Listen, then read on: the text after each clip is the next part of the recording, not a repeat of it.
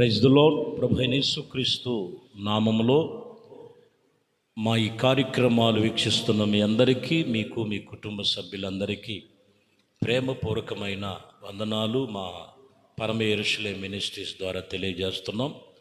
మంచిది, ఈ వాక్యములు వింటున్న మీరు ఎంతో ధన్యులని చెప్పుకోవాలి. ఎందుకంటే అనేక మందికి మరి లేని ధన్యత మీకు ఇచ్చారు. అలాగే మీరు కూడా ఈ పరిచర్యలో భాగస్థులుగా ఉండాలి అనుకున్న వారు ఖచ్చితంగా మరి ఈ వాక్యాలు మీ స్నేహితులకి, మా బంధువులకి, మరి అనేక మందికి వాక్యములు షేర్ చేయండి. కొత్తగా చూస్తున్న ఛానల్స్ ఉంటే వారు మా ఛానల్స్ని సబ్స్క్రైబ్ చేసుకోనండి. దేవునికి మహిమ కలుగా ప్రభు రాకడ వరకు ఈ పరిచర్యను నమ్మకముగా కొనసాగించే దేవాది దేవునికి మహిమ కలుగునుగాక. పరిశుద్ధ గ్రంథములో నుండి 125వ కీర్తన 4వ వచనాన్ని చదువుతున్నాం. యెహోవా మంచివారికి మేలు చేయుము, యథార్థవంతులకు మేలు చేయుము. ఈ వాక్యములో యథార్థవంతులకు మేలు చేయుము. దేవుని వాక్యము మరి ఇక్కడ రాయబడిన మాట. మేలులు, ఉపకారములు, దీవెనలు, ఆశీర్వాదాలు, కార్యాలు, ఇవన్నీ కూడా ఇక్కడ భక్తుడు రాయబడిన మాటల్లో చూస్తే యథార్థవంతులకు మేలు చేయము. నీవు భక్తి చేస్తున్న నీ జీవితంలో, ప్రార్థన చేస్తున్న నీ జీవితంలో, లేదా కొత్తగా వాక్యం వింటున్న నీ జీవితాల్లో దేవుడు వాక్యమును బట్టి ఎలా నిన్ను జీవించాలో, ఎలా నిన్ను జీవింప చేయాలో వాటి విషయమై నువ్వు యథార్థముగా నీవు నడుచుకునేటువంటి అనుభవం కలిగి ఉండేటట్లయితే ఖచ్చితంగా వారికి మేలు చేయటానికి ప్రభు నిన్న నేడు నిరంతరము ఏకరీతిగా ఉన్నారు. చూడండి, సామెతల గ్రంథములో 4వ అధ్యాయము 23వ వచనం చదువుతున్నాం. నీ హృదయములలో నుండి జీవధారలు బయలుదేరును, కాబట్టి అన్నిటికంటే ముఖ్యముగా నీ హృదయమును భద్రముగా కాపాడుకొనుము. చూసారా, ప్రతి మనుషులో నుంచి అసలు జీవము ఎక్కడి నుంచి మొదలవుద్దంటే గుండెలో నుండి. బాగా గుర్తించాలి, హృదయము అనేది గుండె. నీ హృదయములో నుండి జీవధారులు బయలుదేరును, అందువలన నీ హృదయమును భద్రంగా కాపాడుకో. యేసు ప్రభువారు కూడా చెప్పింది అదే.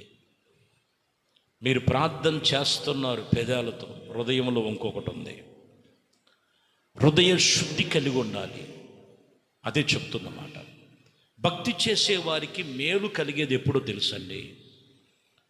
నీ హృదయమును భద్రముగా కాపాడుకో, వ్యర్థమైన వాటిని కాదు. ఎందుకంటే ఆ హృదయములో నుండి జీవధారలు బయలుదేరును, జీవధారులు బయలుదేరును.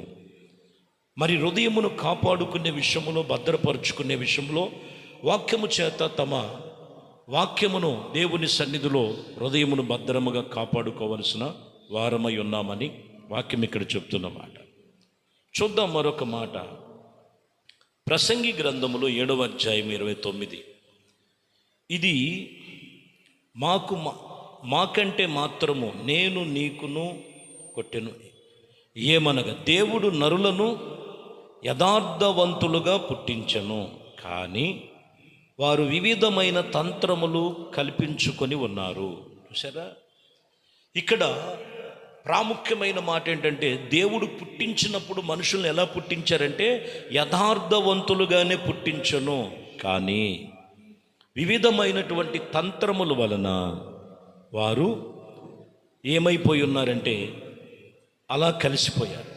వివిధమైన తంత్రం వలన కల్పించుకొని ఉన్నారని రాయబడింది. మొదట పుట్టినప్పుడు మంచిదే, పెరిగి పెద్దవాళ్ళు అవుతున్నప్పుడు అక్కడున్న కల్చరర్, చెడుతనం అనే కల్చరర్ వీళ్ళ హృదయాన్ని పాడు చేస్తుంది. పాపం అనే కల్చరర్ అక్కడ ఆ హృదయాన్ని పాడు చేస్తుంది. వ్యసనం అనే కల్చరర్ అక్కడ పాడు చేసేస్తుంది. అక్రమ సంబంధం అనే కల్చరర్ అక్కడ పాడు చేసేస్తుంది. దేవుడు మొదటిగా మనిషిని పుట్టించినప్పుడు ఎలా పుట్టించారంట? ఇదిగో యథార్థముగానే పుట్టించెను. చాలామంది కూడా అసలు దేవుడు దేవుడు దేవుడు అంటారండి. దేవుడు నన్ను ఎందుకు ఇలా పుట్టించాడు, దేవుడు నన్ను మరి ఇలా చేస్తుంటానికి గల కారణం ఆయన చూస్తుంటాడు. కొంతమంది వెర్రివారులాగా మాట్లాడుతుంటారు. పుట్టించినప్పుడు దేవుడు యథార్థముగానే పుట్టించాడు, కానీ వాళ్ళ అలవాట్ల యొక్క సహవాసము, వారి యొక్క కల్చర్ ఏం చేసిందంటే వాళ్ళని ఏం చేస్తుందంటే యథార్థతను విడిచిపెట్టి పాపములో, బలహీనతలో, వ్యసనములోనికి నెట్టివేస్తుంది. పుట్టించినది దేవుడు నరులను యథార్థముగానే పుట్టించను, కానీ వివిధమైన తంత్రాలకు కల్పించుకొని ఉన్నారు. ఇది సత్యమైన మాట, మీరు గమనించాలి. ఎఫెసీయులకు రాసిన పత్రిక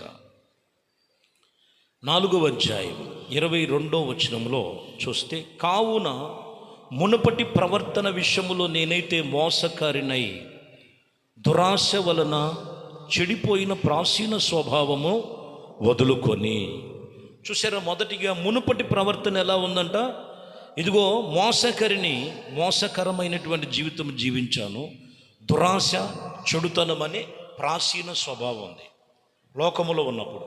యేసుక్రీస్తుని వద్దకు వచ్చిన తర్వాత 24లో మీరు చదివితే, నీతియు యథార్థతయు భక్తి కలిగిన వారే దేవుని పోలికగా సృష్టించబడిన నవీన స్వభావమును ధరించుకొని వలెను.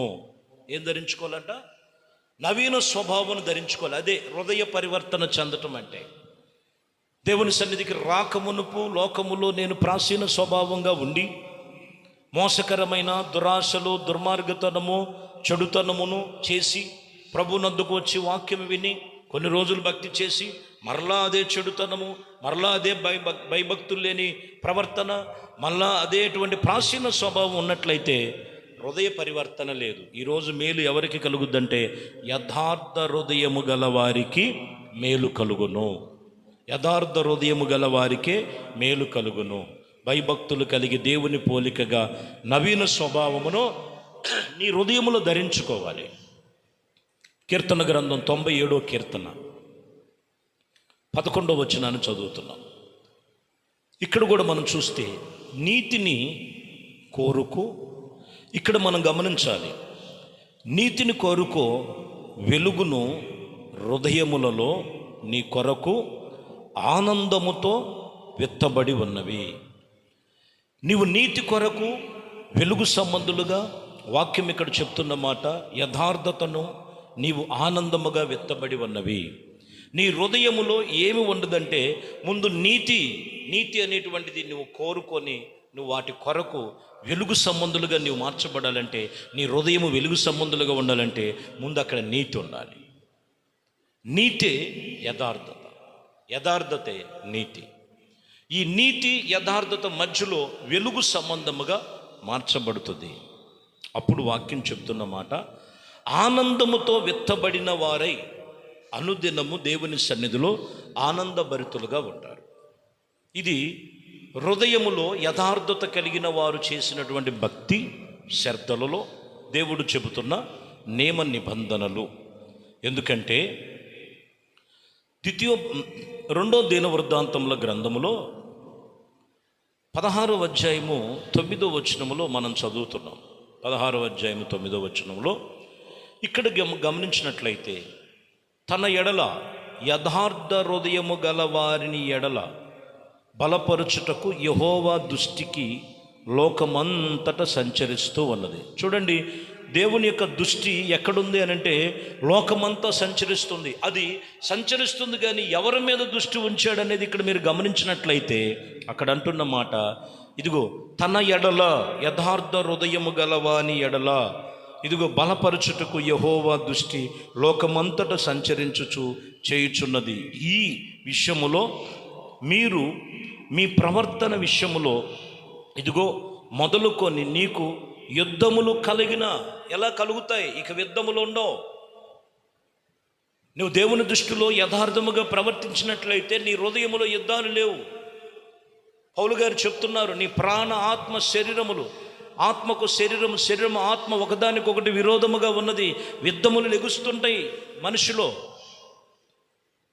పాపం చేయమని శరీరము పోరాడుతూ ఉంటుంది. ఆత్మేమో దేవుని వాక్యమును బట్టి గద్దిస్తూ ఉంటుంది, వ్యసనానికి వెళ్ళమని చెబుతుంటుంది. కానీ ఆత్మ ఏమో దేవుని సన్నిధిలో ఇదిగో దేవుడు పెట్టిన దీపము ప్రభు సన్నిధిలో గద్దిస్తూ ఉంటుంది.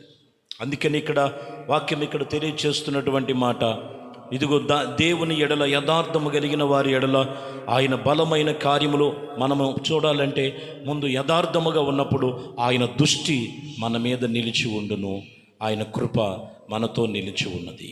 కాబట్టి ప్రియమైన దేవుని బిడ్డలారా, దేవుడు ఎవరికి మేలు చేస్తారంటే యథార్థమైన హృదయము గలవారికి మేలు చేయును.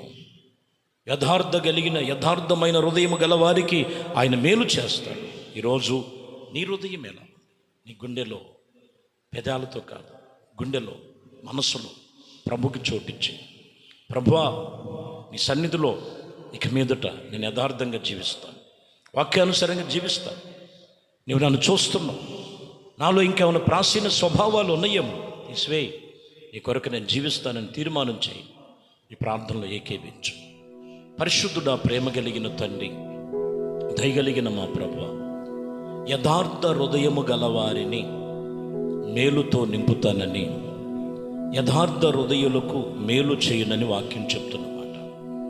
అయ్యా, ప్రతి మనస్సు, ప్రతి హృదయం యథార్థతతో నిలిచి ప్రాచీన స్వభావాలు తొలగించు, లోక సంబంధమైనటువంటి నానా విధమైన తంత్రాల వైపు కాదు, నానా విధమైనటువంటి పరిస్థితుల వైపు కాదు, వాక్యముతో పరిశుద్ధమైన జీవితముతో నీతి యథార్థతను అనుసరించుకొని ఆత్మ సంబంధముగా కృపలు నడిపించమని, ఘనత మహిమ ప్రభావాలు మీకే పొందుకోమని నజరేయుడైన యేసుక్రీస్తు నామములో ప్రార్థించి వేడుకొనుచున్నాము తండ్రి.